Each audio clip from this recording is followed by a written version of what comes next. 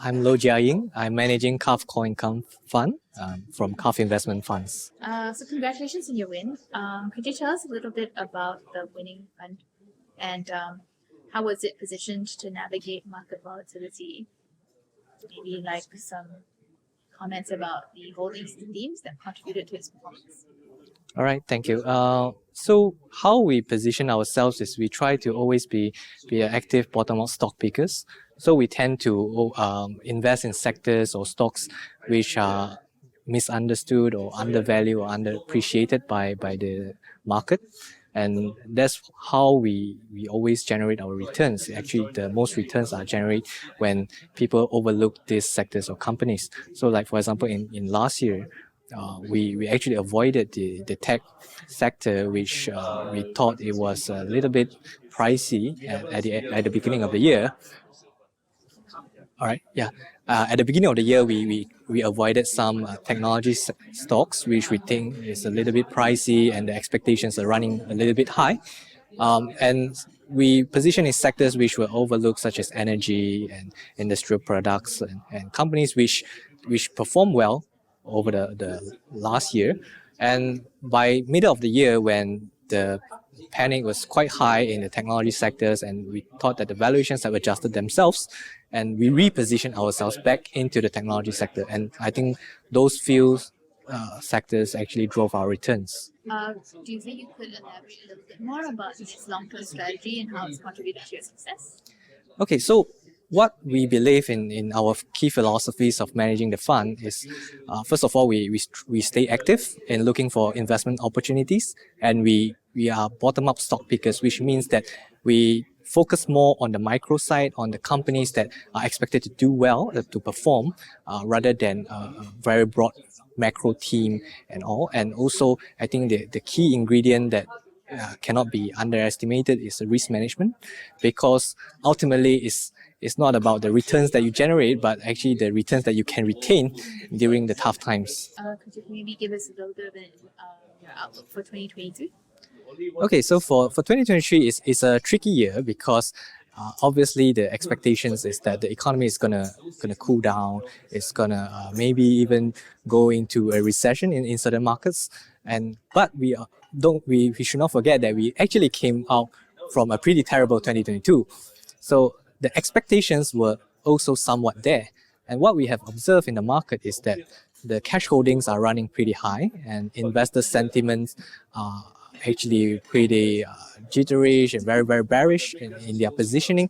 And I think that's where the opportunities may present themselves, because even if the recession eventually does come, but if it is already somewhat priced in or is already expected, then it is not exactly a market moving event anymore if it's widely expected. So overall, we are still optimistic for coming out of 2022, looking at 2023, because as stock pickers, we are excited by the opportunities that present themselves, in the different sectors or different companies which can still perform and do well, regardless of the economic environment. And that's how we position ourselves. I see. Great. So then maybe let's look back into the past a little bit. You mentioned that 2022 was a very bad year. So the main challenges for that? I think market volatility is something that we can't escape. So the biggest challenge would be you have a portfolio of companies which deep down you probably know that the value of the company, you think that the company is worth a lot more, but there will be times when the market sentiment is very, very bearish, and there will be indiscriminate selling. That means companies which are doing well, companies which are not doing well are sold down equally. And then the funds may face a periodic drawdowns and high volatility. That's something that we cannot control because it's market environment. And so that's something that is kind of out of our control.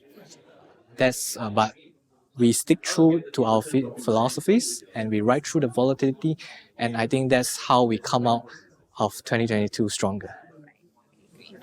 So this is just a final question. Do you have any words of advice for investors, or maybe some comments about the market trends to look out for? Okay, I think for the investors, we always encourage them to look at long-term returns, because 1 year, 2 years doesn't exactly constitute a trend, but look out for investment opportunities or funds that actually delivers over the long term, especially during good times and also bad times, and stay invested. That's I think is a very key thing, because timing the market is extremely challenging and very tricky. Even the professionals actually struggle with it. So for average investors, actually it's easier to identify the right investors or right funds that can help them to generate returns and stick through the market turbulence or volatility. As towards the market trends, actually we are seeing some trends of what some would call trade diversions. So there are a lot of companies that are exploring alternative plans, or to for their supply chain, and Malaysia is actually looking like an attractive destination right now. So actually, there are a lot of companies that are asking. There are a lot of inquiries for local corporates to actually support these multinational companies in terms of their supply chain. And if those actually come into fruition, it will be a massive boost to our local companies. All right, great. Thank you so much. All right, thank you.